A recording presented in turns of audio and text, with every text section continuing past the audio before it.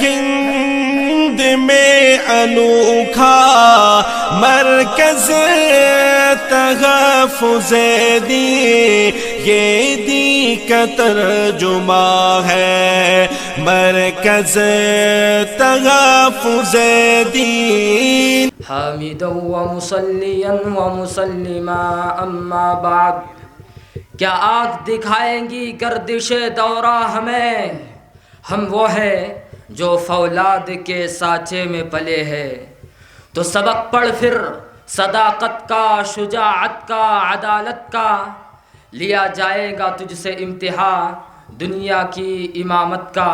معزز و مکرم علماء ملت اسلامیہ، ذی وقار طالبان علوم دینیہ، اور اس سباقی جلسے میں جلوہ افروز شہر پوسد و اکناف کی مائنہ شخصیات، آج جب ہم اس کارگاہ عالم میں طائرانہ نظر دوڑاتے ہیں تو مشاہدہ ہوتا ہے کہ مسلمان ہر فیلڈ میں ذلت و مسکنت کا شکار ہے۔ امت کی ذب و حالی کا منتہا یہ ہے کہ محمد کو محمد کا پتہ نہیں، اور وہ سرزمین ہندوستان کہ جس کے حریت کے باغ کو ہمارے متقدمین اکابر نے اپنے خون و جگر سے سینچا تھا، آج انہی کے جانشین سے NRC کے ذریعے انڈین ہونے کا ثبوت مانگا جاتا ہے۔ یہ تو حق و باطل کا تصادم ہر دور میں رہا ہے، مگر اسالیب و طرق چینج ہوتے رہے۔ کل کو باطل مادی طاقتوں سے اسلام پر حملہ آور تھا، آج سیاسی فکروں سے اسلام پر حملہ آور ہے۔ وہ دیکھو حجاز سے اٹھنے والا نور کفر کی گنگور کھٹاؤں میں گر چکا ہے، تحفظ شریعت پر حملہ آور ہے، کبھی پردے کی شکل میں، کبھی ٹرپل طلاق کی شکل میں صحائف قرآن کو نظر آتش کیا جا رہا ہے۔ ان مدارس عربیہ پر دہشت گردی کا الزام لگایا جا رہا ہے، کفریہ کلمات کے کہنے پر مجبور کیا جا رہا ہے، اسلام کی مقدس شہزادیوں کی عصمت دری کی جا رہی ہے، ان کے سلب ایما پر انعام رکھا جا رہا ہے، اور ان سب سے بڑھ کر ہمارے روحانی تعلق مع اللہ و رسول کو صفحہ ہستی سے مٹانے کے لیے نہ صرف ریشہ دوانیہ ہے بلکہ ہر آئے دن اس کا عملی مظاہرہ بھی نظر آ جاتا ہے۔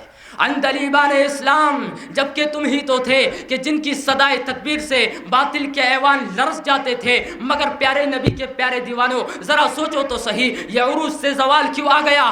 آؤ آج سوچتے ہیں ہمارے زوال کا سبب یہ بنا کہ ہم نے زمن ماضی کو فراموش کر دیا، اسباب عروج کو نسیم منسیہ کر دیا، اس قرآن و حدیث کی تعلیمات کو پس پشت ڈال دیا جس کی وجہ سے تم سر بلند تھے، اتحاد کی مالا کو توڑ ڈالا۔ ہاں، قمار بازی، شراب نوشی، رقص و سرور اور لایاری کفشب ہمارا شیوا بن چکا ہے۔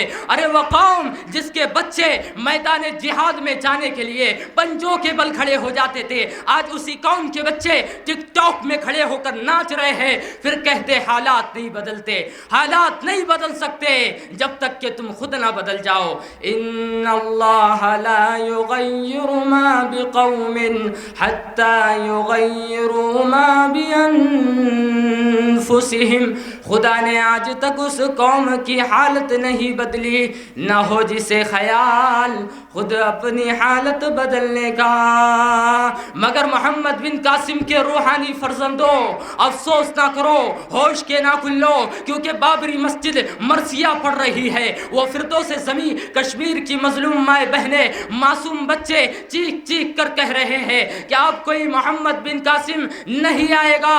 اس لیے امت مسلمہ کی ذمہ داری ہے کہ قرآن و حدیث کو تھام لے، آپس میں متحد ہو جائے، ان مدارس عربیہ و علماء سے جڑ جائے۔ اور کل کو ہمارے اسلاف نے وقت کے تقاضے کی بنا پر یونانی علوم، فلسفہ، منطق کو داخل نصاب کیا تھا، تو آج عصر حاضر کا تقاضا ہے کہ ہم عصری تعلیمات حاصل کریں، جدید science and technology, media and politics per general knowledge رکھے، اور ان سب سے بڑھ کر اس رسول کریم کے دامن کو تھام لے کہ جن کا تفسیرہ تو پرانی کتابوں میں بھی موجود ہے۔ Bible title number 18، The Ahmad dwells in the pupils of earth, saying to pupils, your last life to beings۔ اور بھگوت گیتا بھاگ نمبر 1 ویاس نمبر 16، بھگوت گیتا says, اگیان ہی تو کرت محمدا دن کر نشم ارن ہی تو دیوے کا ویوے کہا کہ ایک محمد نامی شخص آئیں گے جو لوگوں پر ایسا رحم کریں گے، دیالو کریں گے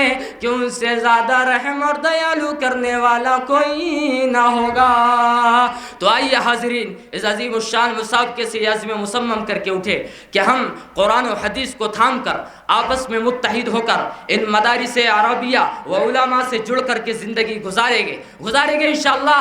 آخر میں ایک شعر کہہ کر میں آپ سے جدا ہوتا ہوں کہ مٹا سکے ہم کو زمانے میں دم نہیں، مٹا سکے ہم کو زمانے میں دم نہیں، کیونکہ زمانہ ہم سے ہے، ہم زمانے سے نہیں۔ تم کلامی بالخیر، السلام علیکم۔ ہے ہند میں انوکھا مرکز تحفظ دین، یہ دین کا ترجمہ ہے مرکز تحفظ دین۔